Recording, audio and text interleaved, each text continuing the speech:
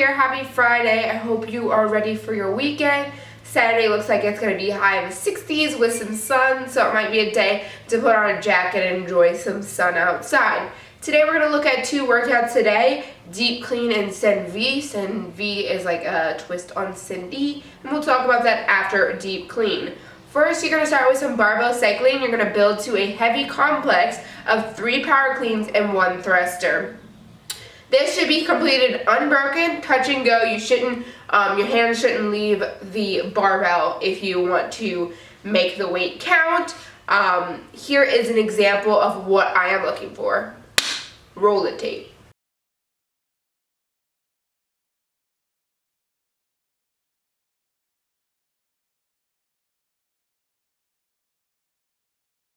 Deep clean is a AMRAP 15 minutes, 15 power cleans at 95-65, 30 double unders, 15 thrusters at 95-65, and 30 double unders to round this off. 3 movements we're looking at today: the power clean, the double unders, and the thruster.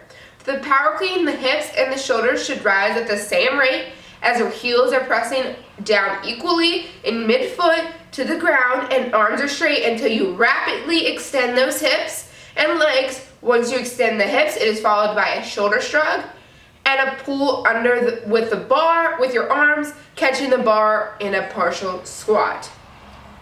That's what we're looking for in our power clean today. On to our double unders.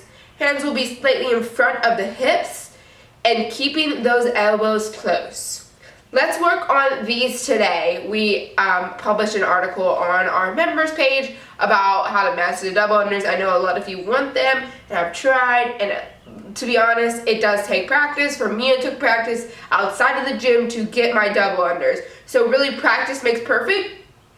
Some ways to learn the rhythm of a double under is the penguin. And I will show you that here, what the penguin looks like. But it's basically getting rid of the jump rope, no jump rope. We start with no jump rope and just clapping our hands beside our side 2 times. And when you clap 2 times, your feet should not hit the ground in that 2 times. That allows you to know that you're high enough off the ground to even get 2 spins over the rope.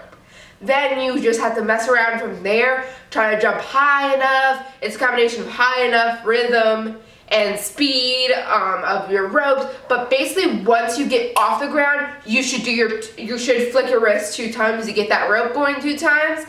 And when the rope is in front of you, that's when you know that you should jump. That's just a little tip. But yes, double unders take practice, some strategy. Sometimes a longer rope can help beginners get their double unders. As you get more advanced, you can shorten the rope. So maybe picking a rope, maybe adjusting your rope and allowing it a little bit more slack. For your thrusters, your hands should be outside the shoulders with a full grip on the bar. You don't have to hook grip, but a full grip on the bar. If you do 2 fingers on the bar, you're going to lose that thruster when you will have to re-grip. And that's just going to take time, and you could lose the bar. So we're going to have a full grip on the bar, and when we're going to have a grip kind of like this, is how I like to describe it, when you go down into your front squat, and then when you come up, you're just going to, bring your fingers in, and that's where you'll be in your locked out overhead. The bar should be in the front rack as you bring those hips down into hips below knee crease squat with knees aligned with the toes. Hips and legs extend rapidly, then press the bar, finishing with a full hip, knee, and arm extension. Some movement substitutions. Really the only substitution for this workout is the double unders. You can do 30 seconds of practice, which if you're trying to master your double unders, 10 out of 10 recommend doing the 30 seconds of practice instead of doing singles, because again, the only way you're going to get double unders is by doing them. Or 45 single unders. Some tips and tricks. For today, it's a simple AMRAP combined with some jump roping and light barbell movements. You can expect around 4 to 6 rounds. Choosing a barbell based on that thruster. You should be able to do your thruster in 2 sets. So 8 and a 7 is what we're looking for. So you should be able to hold on to the bar for 8. I'm really sorry about this bird. It really has something to communicate today. Your double under should be completed within 30 seconds. That's why we allow that 30 seconds of double under practice. It should take you no longer than 30 seconds. Find a sustainable speed and breakup strategy for this AMRAP. When you get an AMRAP, you know you have to go in, be consistent, and have a good breakup strategy. Really think of a pace that you can hold in the 4th through 6th rounds. So think about the end of your workout, pick a pace from the beginning that you're going to stick from that you can manage at that time. The power cleans will be the easiest to break up because you do have to come back to the ground on your power cleans. So just letting it drop at the end is going to be okay. So you can break those up easily into more sets in your thrusters, which your thrusters you would have to clean it back up and then, or squat clean it back up. It would take a little bit more time. So your thrusters should be broken up to 2 to 3 sets from the beginning, making the breaks fast and efficient. Being conservative is okay if the breaks are calculated and quick. Uncalculated or breaks that you just take on a whim, unplanned breaks, are not what we're looking for today. Make sure you plan your breaks, hold on to the bar like you told your mind that you would. If you're going to break the double unders up, break it up in the first set because you're going to lead, that set leads into thrusters, which you might need a little bit more energy, and it might make the thrusters easier. The second set of double unders, you should be able to hold on for those 30 reps.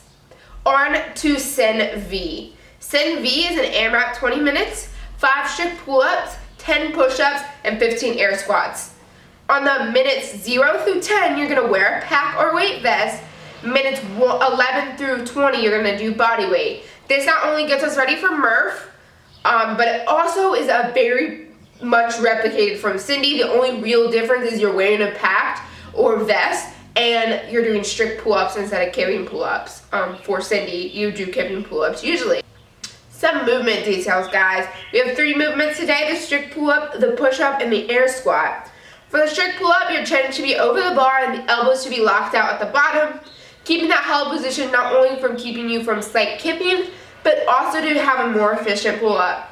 Lock out the hips so you don't have any slight kip in your pull-up because this should be strict all the way. No kipping, that technically is a no rep.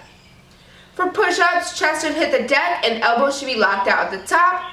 No wailing because you need a tight back to do a proper push-up. Locking the hips will allow a straight line to isolate the upper body. I see a lot of people wailing in their push-ups, and what I mean by that is when you're pushing up against the floor and you're starting to lock your elbows out, your belly button is touching the ground. So now you become a whale in my books. For the air squat, the hips should be below knee crease and you should keep your chest up. You should be locking the hips forward and squeezing the glutes to finish your rep at the top. That will tell you that you have 1 complete air squat rep. Some movement substitutions, you can do this entirely without weight, no vest, just all body weight through the whole 20 minutes. Some other movement substitutions for the strict pull-up is 10 odd object rows, dumbbell weighted strict pull-ups, or bandage strict pull-ups. I see a lot of you doing some bandage strict pull-ups. You got pull-up bars for your door frame. I think that is excellent. You can of course do those for your strict pull-ups. For push-ups, you can do a deficit push-up, hand release push-up. That's letting those hands go at the bottom. And elevated hands to box or bench push-up, or a knee push-up. For your air squats, you can do a dumbbell goblet squat. Some tips and tricks: break up the strict pull-up and push-ups early and often from the beginning. Your body's going to get fatigued from that pack if you start off with a pack, so it is going to get more fatigued than it is at just body weight. So be prepared to break it up early and often and keep that strategy onto body weight movements. Even when you don't have the pack, keep that same strategy of breaking up. The added weight again will cause more fatigue, so be prepared for that. Think about breaking this up how you would in the 10th round. How would you break this up to manage fatigue? Do that from the absolute beginning. Slow down your air squats just a bit. We all got our air squats. A lot of us are Speedy Gonzalez and just can get through our air squats in like 10 seconds. Let's slow them down a bit this workout to allow the upper body to recover. This is our break in those upper body movements. Allow them to kind of come back. You can shake them out during your air squats, anything to allow that fatigue to go away for a bit, just so you can pump out some more reps. Maintain a similar strategy without weights like I touched on. Think of something, the strategy that you do in the beginning should be the strategy you do with body weight. It should be very similar because your body is still going to be fatigued from that pack even when you get rid of it. You might feel a little bit lighter for a couple rounds, But if you're doing 10 plus rounds, let's be prepared to be fatigued in those arms, jelly arms.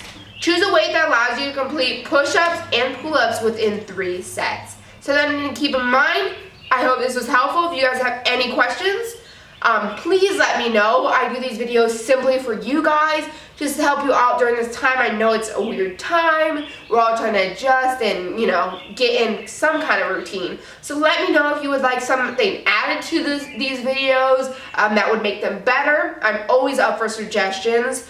Also, if you are struggling, if you read some of my sugar WOD notes, I've counted some of the days that, I haven't felt like myself in my gym. We've all been there. Working out alone is very different from from a group workout, environment. So all alone, sometimes you do feel unmotivated. So I want you to know that is not unusual. I have felt that even as a coach, working out alone can get sometimes hard. So if you have been feeling that and don't know how to get out of that rut, please reach out to me or any of the other coaches. I have some tips to help you get out of that and maybe to make it a little bit more comfortable during these times. Hopefully we have just a couple more weeks in quarantine and stay with the stay-at-home order. I don't know how long the social distancing will go on as well, but let's just hope for the best, and I hope to see you guys very soon, and I hope you have a great Friday. Bye, guys.